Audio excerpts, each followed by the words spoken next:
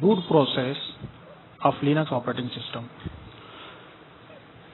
Before starting this particular boot process of Linux operating system, we must understand what is boot process.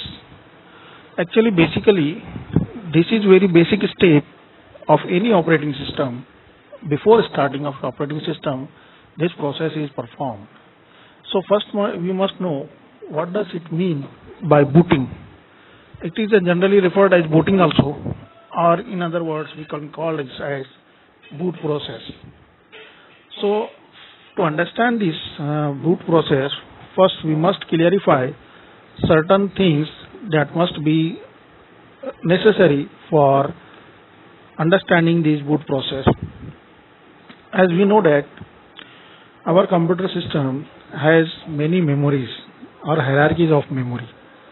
Generally, whenever we talk, we generally refer to only two types, that is primary and secondary memory.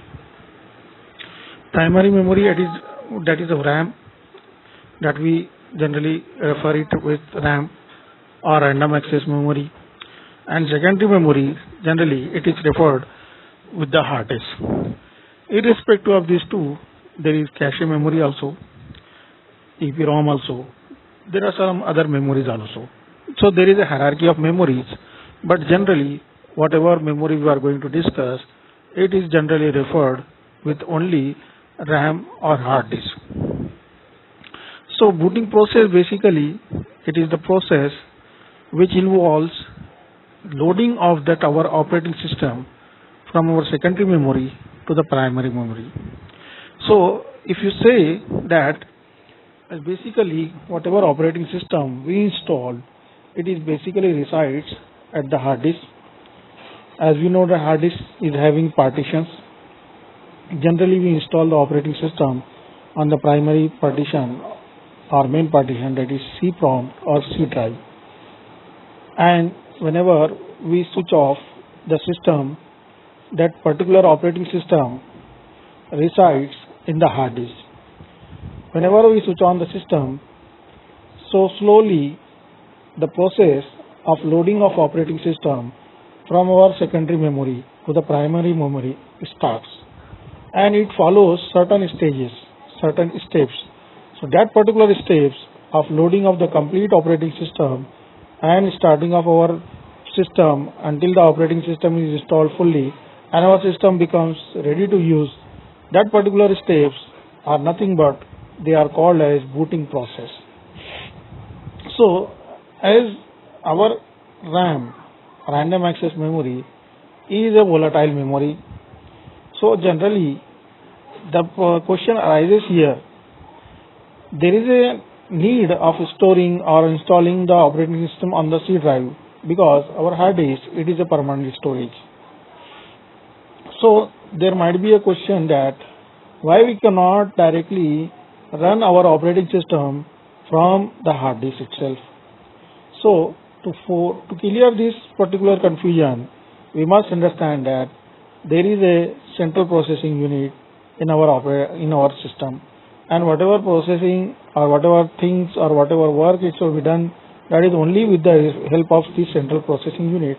And this central processing unit, it is made up of silicon material, and our hard disk, it is made up of our magnetic material. So there is a difference of operation, or there is a difference of speed of operation.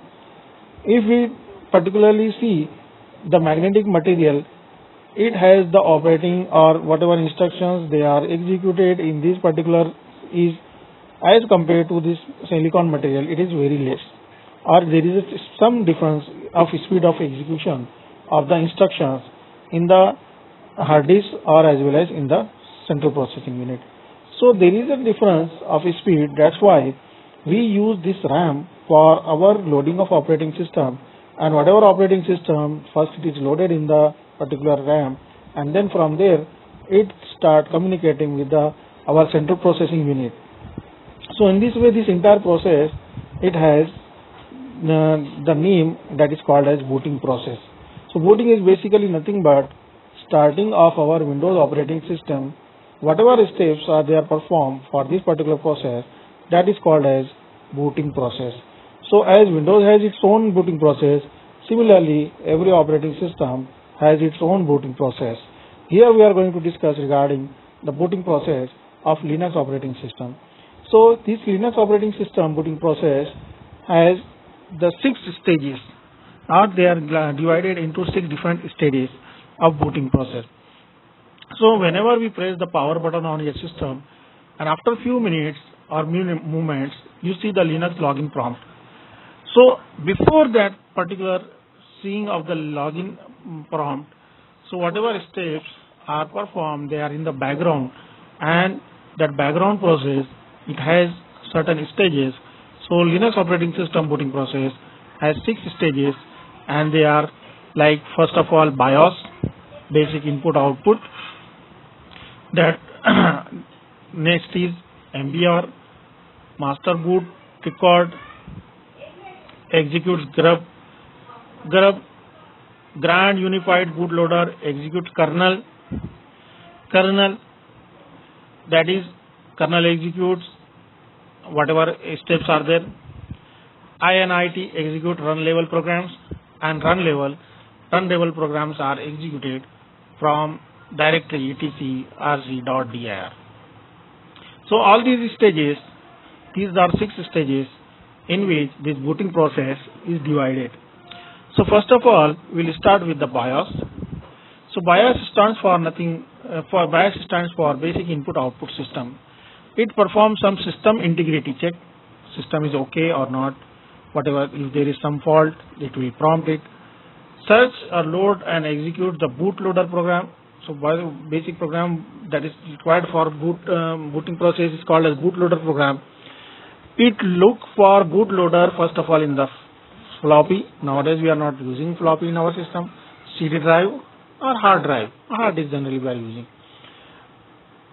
We can press typical keys such as F12, F2, but it depends on your system during the BIOS startup to change the boot sequence. So it is depending upon the settings or whatever we are using. Once the bootloader program is detected and loaded in the memory, BIOS gives the control to it. So in simple term, BIOS loads and executes MBR bootloader. Next stage of the loading process is MBR. So BIOS loads that MBR. Now the controls goes to the MBR, and MBR is nothing but stands for master bootloader record. Master boot record. It is located in the first sector of the bootable disk. Typically, the path for that particular is /dev/sda or dev. MBR is less than 512 bytes in the size. This has 3 components: primary bootloader, partition table, and validation check. It contains information about grub. So in simple term, MBR loads the grub loader. Means it will load the next loading process, booting process, that is grub. Grub stands for Grand Unified Bootloader. If you have multiple kernel images installed on your system, you can choose which one to be executed. Grub displays splash screen, wait for a few seconds. If you don't enter anything, it loads the default kernel image. Grub has the knowledge of file system, and it configures the file boot grub.config like this. So in simple term, grub just load or execute the kernel, which is the main and important part of any operating system. Kernel is the main important part of any operating system. So grub load the kernel. That is the main important part. Now kernel is the kernel mounts the root file system as specified in the root. Kernel executes bin init program. Since init was the first program to execute in the Linux kernel, it has process ID, and init stands for initial RAM disk. Init is used by kernel as temporary root file system until kernel is booted and the real root file system is mounted. It also contains necessary drivers compiled inside, which helps it to access the hard drive. Now next stage, that is init. It look at the etc init file. following are the variables: run level, zero halt, one single user mode, multi-user mode, full multi-user, unused, X11, reboot.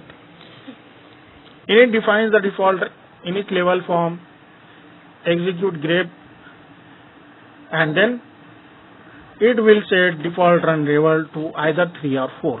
Now the last stage of the boot process is run level. When the Linux system is booting, you might see various services getting started. For example, it might be starting send mail. Those are run level programs. Depending on your default init level setting, the system will execute the program run level 0, run level 1, run level 2 up to level 6. So there is a symbolic link available for these directories. Programs start with S, used for starting during startup. Programs start with K, used for kill. There are number of write next to S and K. So and these are all run level, and all these stages are there in the booting process. So booting process is basically used, or it is the process which runs and executes our operating system starting from our hard disk to the RAM. So all these stages are followed in our Linux operating system, and one by one all the steps are required for execution and uploading of the complete operating system. So these basically the stages which are followed in every operating system. Every operating system has its own steps. Here we have discussed regarding Linux operating system. In Windows we are having some different steps.